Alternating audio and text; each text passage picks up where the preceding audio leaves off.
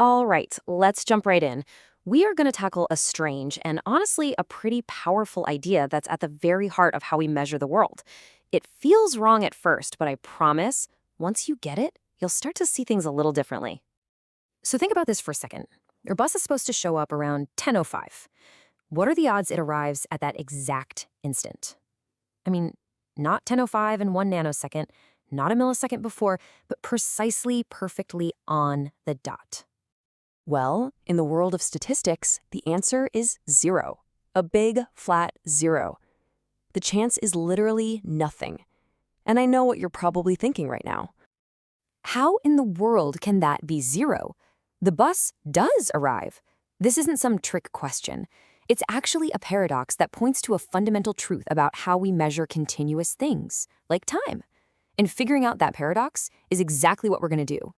Okay, so the key to solving this whole puzzle is to stop thinking about single tiny points in time and start thinking about area. Yeah, area. When you're dealing with infinite possibilities, area is everything. First, let's put a name to what we're dealing with. See, time isn't just 1 minute, then 2 minutes. It's also 1.5 minutes, 1.51 minutes. You get the idea. It goes on forever. Because there's an infinite, uncountable number of values, we call it a continuous random variable. And the same goes for things like height, weight, or temperature. Now, here is the absolute golden rule. For any of these continuous things, we can draw its probabilities as a shape or a curve. We call this the probability density function, or just PDF for short. Think of it like a landscape. The probability of something happening isn't the height at one specific spot, but the total area you cover over a certain range. And this is exactly why the probability of the bus arriving at exactly 10:05 is zero. See, an exact moment in time is like a perfectly thin line. It has height, sure, but it has zero width. And what's the area of a line? It's zero. But the probability of it arriving between 10:05 and 10:06, well, that's a range. It has width, so it has area. And because it has area, it has a probability that's greater than zero. So if probability is all about the area under a curve, what do these curves, these PDFs, actually look like? Well, they come in all sorts of different shapes, and each shape tells a different story about the real world. So let's take a quick tour. Our first stop is the easiest one to understand. It's basically a flat rectangle. This is called the uniform distribution. All it means is that within a certain range, any outcome is just as likely as any other. It's like a computer picking a truly random number between 1 and 100. Let's bring this back to our bus. Let's say it's equally likely to show up at any single moment within a 30-minute window, from 10 to 10:30. That's a perfect job for the uniform distribution. So, what's the chance it arrives in the first 10 minutes of that window?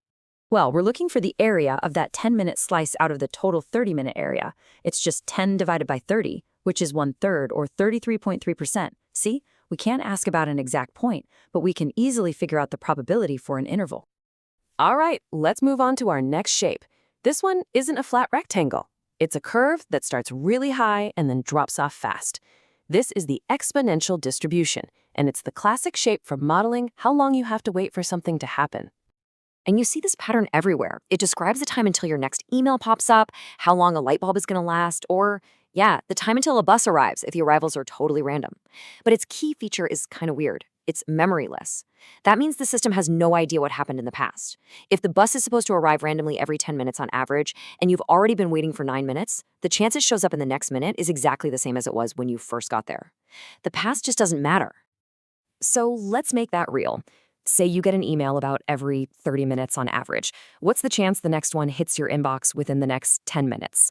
Well, if we calculate the area under that exponential curve for the first 10 minutes, we find there's about a 28.3% chance. And hey, quick fun fact, if the exponential distribution is for waiting for the first event, there's another one called the gamma distribution that models the waiting time for the second event, or the third, or really any number of events. You can think of it as its bigger, more flexible cousin.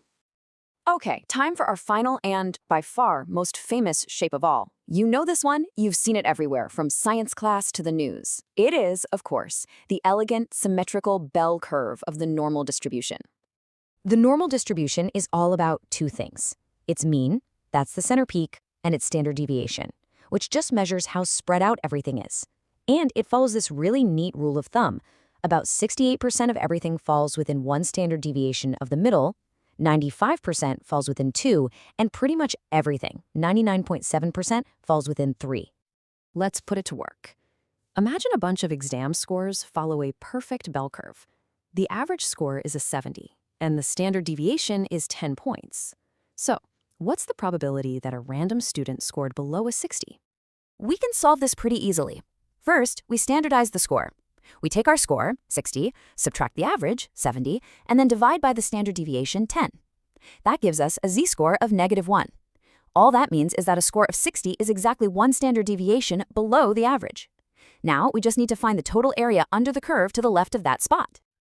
And when we look up that total area, we get 0.1587. So there's a 15.87% chance that any given student scored below 60. And just like that, we use the shape of the bell curve to figure out a real-world probability. So think about where we started. We had this crazy paradox, the zero probability of something exactly happening, and we ended up with this powerful new toolkit. This isn't just a bunch of abstract math. It's a whole new lens for seeing the world. So let's recap real quick. We have the uniform distribution, our rectangle, which models things where every outcome is equally likely. We have the exponential distribution, our steep drop-off, that's perfect for waiting times. And we have the normal distribution, the famous bell curve, which models all the natural variations around us, from test scores to heights. And that brings us to the most crucial point of all. The big takeaway is that we've learned to rephrase the question. Instead of asking about the impossible, an exact, infinitely precise outcome, we have to ask about the practical. We have to ask, what is the chance that it happens within a meaningful range? That is the entire key. And with that, I'll leave you with a question to chew on. Now that you know about these shapes, where do you see them in your own life? What waiting games that you play are exponential? What measurements around you follow that classic bell curve? Once you start looking for them, you'll start seeing these patterns everywhere.